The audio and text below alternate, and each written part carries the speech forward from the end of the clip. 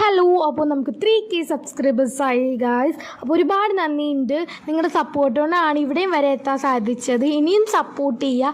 അപ്പോൾ 3K special നമുക്കൊരു chocolate brownie, നല്ല സോഫ്റ്റ് ബ്രൗണി വീട്ടിലുണ്ടാക്കിയാലോ. ഈ ബ്രൗണി കുറേ വട്ടം ട്രൈ ചെയ്തിട്ടുണ്ട്. കാരണം എനിക്ക് ഭയങ്കര ഇഷ്ടപ്പെട്ട ബ്രൗണി എന്ന് പറഞ്ഞാൽ ഭയങ്കര ഇഷ്ടമാണ്. അപ്പോൾ നമുക്ക് നേരെ വീഡിയോ കണ്ടാലോ. അപ്പോൾ എല്ലാവരും ഇതൊന്ന് ട്രൈ ചെയ്ത് നോക്കണേ. അതിനായിട്ട് നമ്മളിവിടെ 3 മുട്ട എടുത്തിട്ടുണ്ട്. 3 മുട്ട നല്ല രീതിക്കൊന്ന് മിക്സ് ചെയ്ത്, ഞാനിപ്പോൾ വിസ്ക്കാണ് യൂസ് ചെയ്യുന്നത്. ബീറ്ററും ആവശ്യമില്ല, മിക്സിയും വേണ്ട. വിസ്ക് കൊണ്ട് നമുക്ക് സിമ്പിളായിട്ട് എങ്ങനെ ഉണ്ടാക്കാമെന്നാണ് ഞാൻ ഇന്നത്തെ വീഡിയോ കാണിക്കുന്നത്. അപ്പോൾ അതിലേക്ക് നമ്മൾ 1 കപ്പ് പൊടിക്കാത്ത പഞ്ചസാര ഇട്ടിട്ടുണ്ട്. നിങ്ങൾക്ക് വേണമെങ്കിൽ പൊടിച്ച പഞ്ചസാര ഇടാം. ഞാനിപ്പോൾ പൊടിക്കാത്ത പഞ്ചസാര ഇടും. നല്ല രീതിക്കൊന്ന് ബീറ്റ് ചെയ്തെടുക്കുക. സ്പൂണായാലും കുഴപ്പമില്ല. ഞാനിപ്പോൾ വിസ്ക്കാണ് ഇവിടെ എടുക്കുന്നത്.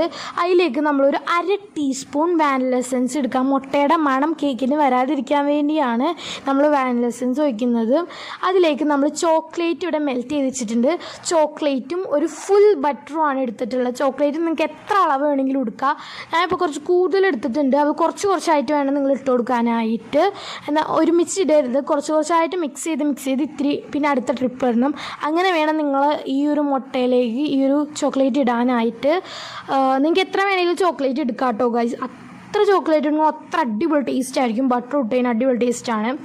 ഇനി നമ്മൾ ഡ്രൈ ഇൻഗ്രീഡിയൻസ് സെറ്റാക്കണം. എന്ന് വെച്ച് കഴിഞ്ഞാൽ 1 കപ്പ് മൈദ, അതേപോലെ തന്നെ ഒരു 4 teaspoon cocoa powder, 1/2 teaspoon baking soda.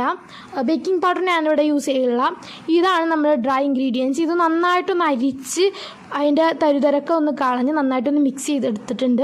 ഇനി നമ്മളത് കുറച്ചായിട്ട് നമ്മുടെ മുട്ടയും ചോക്ലേറ്റ് ഇട്ട ആ ബാറ്ററിലേക്ക് കുറച്ചായിട്ട് നമ്മൾ ഇതിട്ട് കൊടുക്കുക. ഞാനിപ്പോൾ 4 ട്രിപ്പായിട്ടാണ് ഇതിട്ട് കഴിഞ്ഞപ്പോഴാണ് കറക്റ്റായത്. ഒരുമിച്ച് ഒരു കാരണം വെച്ചാലും പൊടി ഇടരുന്ന്. കാഞ്ച കേക്ക് നന്നായിട്ട് രീതിയിൽ ഹാർഡാവാൻ സാധ്യതയുണ്ട്. ഫസ്റ്റ് ടൈം എനിക്ക് ചെയ്തപ്പോൾ കിട്ടിയ പണിയാണ്. അപ്പോൾ ആരും അങ്ങനെ ഒരുമിച്ചിടരുത്. കുറച്ചായിട്ട് വേണം ഇടാൻ. അതിലേക്ക് നമ്മളൊരു 5 ടീസ്പൂൺ സൺഫ്ലവർ ഓയിൽ ഒഴിച്ചിട്ടുണ്ട്. അത് ഇനി നന്നായിട്ടൊന്ന് മിക്സ് ചെയ്ത് കഴിഞ്ഞപ്പോൾ നമ്മളൊരു 4 ടീസ്പൂൺ പാൽ ഒഴിച്ചിട്ടുണ്ട്. അപ്പോൾ നമ്മുടെ ബാറ്റർ നല്ല സ്മൂത്തായിട്ട് വന്നിട്ടുണ്ട്. എനിക്കിത് കണ്ടിട്ട് ഇങ്ങനെ തന്നെ കഴിക്കാൻ തോന്നുന്നുണ്ടായിരുന്നു. ഇനി നമ്മൾ ബട്ടർ പേപ്പറൊക്കെ വെച്ച് നമ്മുടെ പാത്രം സെറ്റ് ചെയ്തിട്ടുണ്ട്. ബട്ടർ പേപ്പറും അതുപോലെ തന്നെ സൺഫ്ലവർ ഓയിൽ ഒഴിച്ചിട്ട് നമ്മുടെ പാത്രം സെറ്റ് ചെയ്തിട്ടുണ്ട്. അതിലേക്ക് നമ്മൾ ബാറ്റർ ഇട്ട് കൊടുക്കാം. ബാറ്റർ ഇട്ട് കുറച്ചൊന്നിങ്ങനെ ടാപ്പ് ചെയ്ത് കൊടുക്കാം. ബബിൾസൊക്കെ പോയ ശേഷം നമ്മൾ അതിലേക്ക് കുറച്ച് നട്ട്സ് ഇട്ട് കൊടുക്കുന്നുണ്ട്. കാഷ്യൂ നട്ട്സ് ഇട്ട് നമ്മൾ പ്രീ ഹീറ്റ് ചെയ്യാനായിട്ട് വെക്കണം. അപ്പോൾ ഞാൻ 10 മിനിറ്റ് പ്രീ ഹീറ്റ് ചെയ്യാൻ വെച്ചിട്ടുണ്ടായിരുന്നു. അത് കഴിഞ്ഞ് പിന്നെ നമ്മൾ കേക്കിൻ്റെ ആ ഒരു ബാറ്റർ എടുത്ത് അതിൻ്റെ ഉള്ളിലേക്ക് വെച്ച് നമുക്കൊരു 30 മിനിറ്റ് ആദ്യം വെച്ച് ഞാൻ പിന്നെ തുറന്ന് നോക്കിയപ്പോൾ വെന്തിട്ടുണ്ടായില്ല.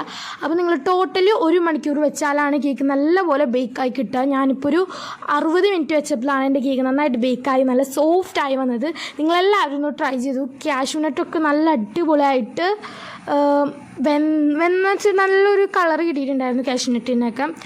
നിങ്ങളെല്ലാവരും ഇതൊന്ന് ട്രൈ ചെയ്യുക. അതുപോലെ തന്നെ ഞാൻ ഇതൊരു 9 പീസാണ് ആക്കിയിട്ടുള്ളത്.